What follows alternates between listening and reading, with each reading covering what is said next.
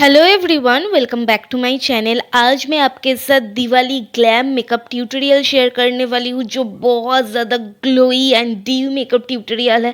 As well as ये makeup tutorial आप कोई भी पार्टी में इजीली कैरी कर सकते हो। बहुत ज़्यादा खूबसूरत है और बेसिकली बहुत ज़्यादा ग्लैम है।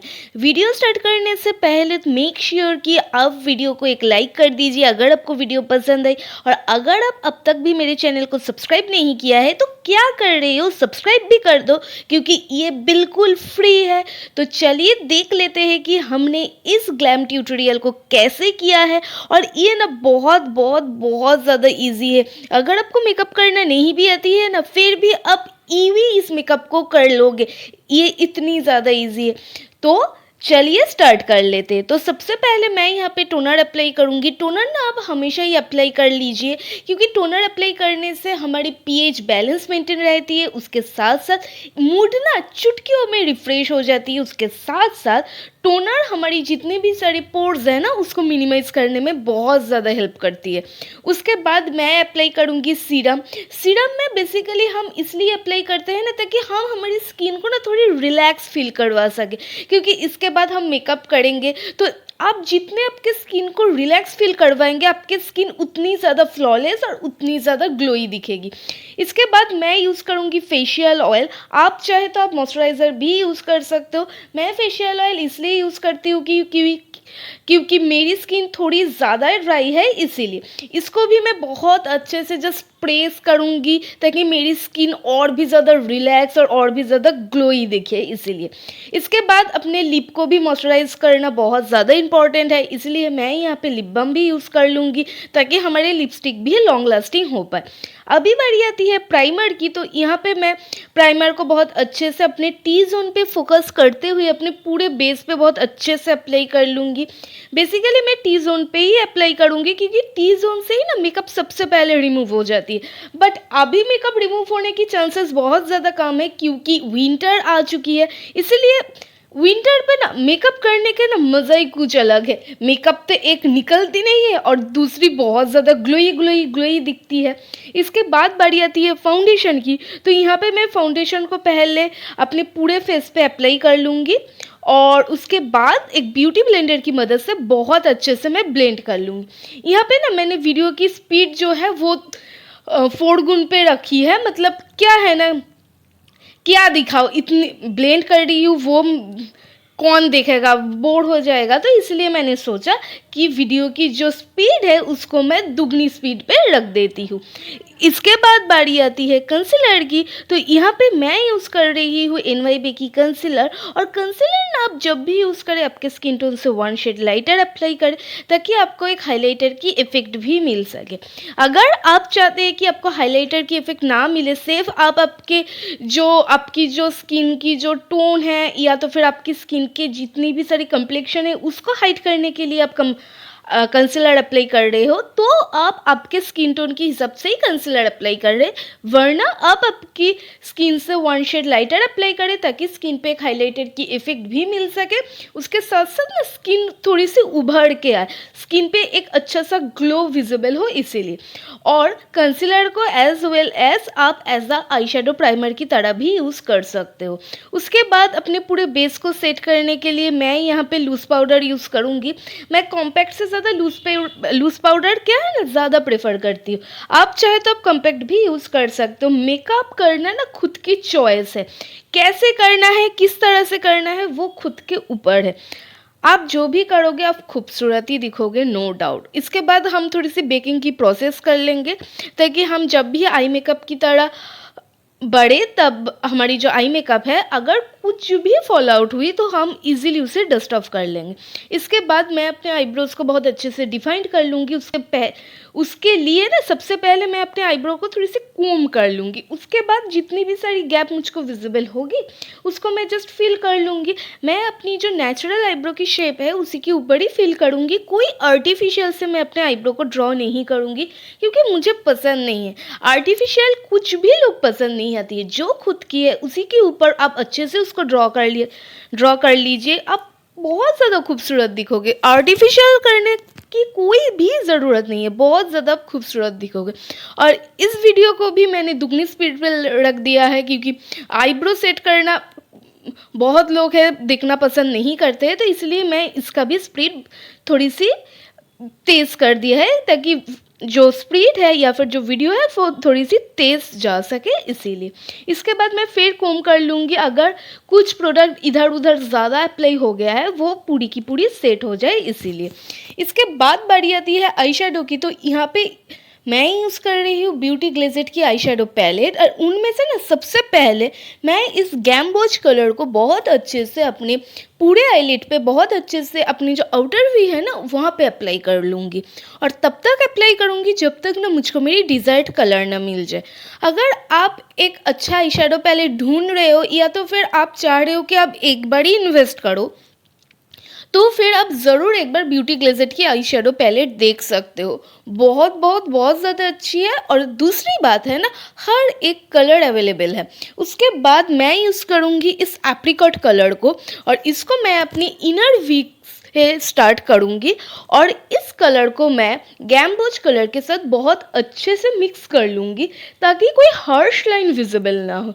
आप जब भी अपनी आई मेकअप करें उसको अच्छे से ब्लेंड करें ताकि कोई हार्श लाइन विजिबल ना हो, या फिर ऐसा ना लगे कि हर एक कलर की जो लेयर है ना वो विजिबल नहीं होना चाहिए। आपको ब्लेंडिंग बहुत अच्छे से करनी है। अगर आपको आई शेडो करना नहीं भी आती है ना, फिर भी आप एक अच्छा सा ब्रश लीजिए, एक क्लीन ब्रश, और उसको बहुत अच्छे से ब्लेंड करें। ब्लेंडिंग पे आप अच्छा खासा वक्त दें ताकि वो ब्लेंड दिखे। इसके बाद ना मैं एक ग्लिटर शेड अप्लाई करूँगी जो है वेनस, और इसको ना मैं वो एप्रिकॉट कलर के ऊपर अप्लाई करूँगी और एज वेल एज पूरी आईलिड पे अप्लाई करूँगी। लुक आप देखोगे कि ग्लिटर अप्लाई करने के बाद लुक चुटकियों में चेंज हो जाएगी, क्योंकि ग्लिटर ना हमारे फेस पे एक अलग ही इफेक्ट दे देता है। इसलिए ग्लिटर, कोई भी ग्लैम मेकअप हो या फिर इस तरह की कोई फेस्टिव लुक में ना ग्लिटर आप हमेशा ही अप्लाई कर लीजिए। ग्लिटर अप्लाई करने से ना लुक इतनी ज़्यादा खूबसूरत होती है कि क्या बताऊँ। उसके बाद बारी आती है आईलाइनर की। अब जब भी ग्लिटर अप्लाई करें ना उसके बाद ना आईलाइनर स्टे होने में थोड़ी सी वक्त लेती है, आईलाइनर ठीक से अप्लाई नहीं होती है। इसीलिए ना आपको बहुत ध्यान से या फिर बहुत केयरफुली आपको आईलाइनर को हैंडल करनी पड़ती है, और थोड़ी सी आप वक्त देके अपनी जो लाइन है उसको ड्रॉ करें, क्योंकि ग्लिटर अप्लाई करने की वजह से ना लाइन अच्छे से ड्रॉ नहीं हो पाती है, इसीलिए।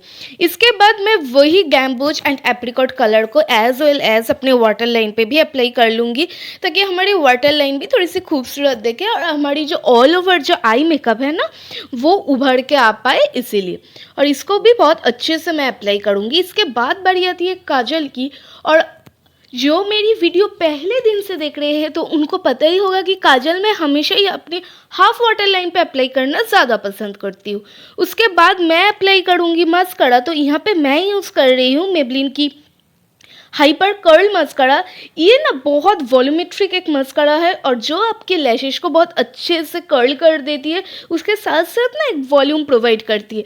मैं कोई फॉल्सी अप्लाई नहीं करूँगी, अगर आप चाह रहे हो तो आप ज़रूर फॉल्सी अप्लाई करें, बट मैं पर्सनली फॉल्सी अप्लाई करना पसंद नहीं करती हूँ। मैं कोई भी ओकेशन पे ज़्यादा फॉल्सी अप्लाई करना पसंद नहीं करती हूँ, क्योंकि मैं हमेशा ही अपनी जो लुक है ना उसको ज़्यादा खूबसूरत या फिर उसको प्रेजेंटेबल बनाने की ज़्यादा कोशिश करती हूँ, इसलिए फॉल्सी वगैरह मैं ज़्यादा अप्लाई करना पसंद नहीं करती हूँ।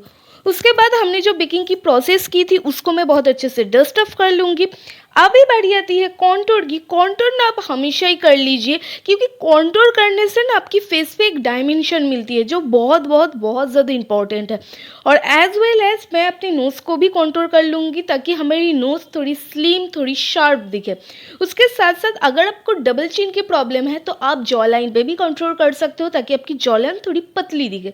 उसके बाद मैं इसको बहुत अच्छे से ब्यूटी ब्लेंडर की मदद से बहुत अच्छे से ब्लेंड कर लूँगी। और कॉन्टूर की जो शेड है ना वो आपके स्किन टोन से जस्ट 1 शेड डार्कर होनी चाहिए, ज़्यादा डार्क मत लेना, ताकि अगर आप ज़्यादा डार्क ले लोगे ना ब्लेंड करने में बहुत ज़्यादा दिक्कत हो जाती है। उसके बाद कॉन्टूर के नीचे पे इस तरह से मैं लूज पाउडर अप्लाई कर लूँगी ताकि फेस और भी अच्छे से डायमेंशनल हो, इसीलिए। इसके बाद वही सेम गैम्बोज कलर को मैं एज अ ब्लश की तरह अप्लाई कर लूँगी, क्योंकि मेरे पास अलग से कोई ब्लशर नहीं है, क्योंकि मैं ना अलग से कोई ब्लशर नहीं परचेस करती हूँ, क्योंकि मुझे लगता है कि एक आई शेडो पैलेट में इतनी ज़्यादा कलर अवेलेबल है, हम उनमें से कोई भी कलर को, अपने मनपसंद की कोई भी कलर को हम ऐसा ब्लश की तरह अप्लाई कर सकते हैं। तो ब्लश में एक्स्ट्रा पैसा खर्च करने की कोई ज़रूरत नहीं है, मुझे ऐसा लगता है। तो मैं इसी तरह से आई शेडो पैलेट पे जो कलर मुझको पसंद आती है हर एक लुक के साथ, ठीक है, तो मैं वही कलर को एज द ब्लश की तरह अप्लाई कर लेती हूँ। इसके बाद बारी आती है हाईलाइटर की। तो यहाँ पे मैं यूज़ कर रही हूँ मेबलिन की मॉल्टेन गोल्ड हाईलाइटर, और आप देख ही सकते हो कि हाईलाइटर की हालत कितनी ज़्यादा ख़राब है, क्योंकि मैंने इसको इतनी बार यूज़ कर लिया है, इसलिए इसकी हालत बहुत ज़्यादा ख़राब है। और ये ना फेस पे एक सर्टेन सा ग्लो प्रोवाइड करती है जो बहुत ज़्यादा खूबसूरत दिखती है, और इवनिंग लुक के लिए एकदम बेस्ट हाईलाइटर है, और इंडियन स्किन टोन पे तो एकदम परफेक्ट है। अगर आप कोई अच्छा सा हाइलाइटर ढूंढ रहे हो ना, तो आप ज़रूर आपके पैसे इनमें इन्वेस्ट कर सकते हो। बहुत ज़्यादा अच्छी वाली हाइलाइटर है गाइस, बहुत ही ज़्यादा। और इसको मुझको जहाँ जहाँ पे ज़रूरत है वहाँ पे बहुत अच्छे से मैं अप्लाई कर लूँगी, ताकि फेस बहुत ज़्यादा ग्लोई एंड ड्यूई दिखे। और उसके साथ साथ मैं इनर कॉर्नर पे भी हाइलाइटर अप्लाई कर लूँगी। इनर कॉर्नर पे हाइलाइटर अप्लाई करना कभी भी आप स्किप मत करें। इनर कॉर्नर पे हाईलाइट अप्लाई करने से ना आपकी जो पूरी आईज़ की जो लुक है ना, वो एकदम चुटकियों पे चेंज हो जाती है, जो बहुत ज़्यादा खूबसूरत दिखती है। इसके बाद मैंने सोचा कि मैं अपनी जो पूरी बेस है ना, उसको जब गोल्ड के ऊपर मैंने क्रिएट किया है, तो मैंने सोचा कि न्यूड लिपस्टिक बहुत अच्छे से कम्प्लीमेंट करेगी। एंड सी, ये है एक स्टे कॉर्की की एक न्यूड लिपस्टिक, एंड ये इतनी ज़्यादा खूबसूरत है, इतनी ज़्यादा खूबसूरत है, मैं क्या बताऊँ। ये पूरे लुक को ये इतनी अच्छे से कम्प्लीमेंट कर रही थी, मैं तो बहुत ज़्यादा पसंद आई मुझको। आपको कैसे लगी प्लीज़ आप मुझको नीचे कमेंट डाउन करना। उसके बाद जो हमने लूज़ पाउडर अप्लाई की थी उसको मैं डस्ट ऑफ कर लूँगी।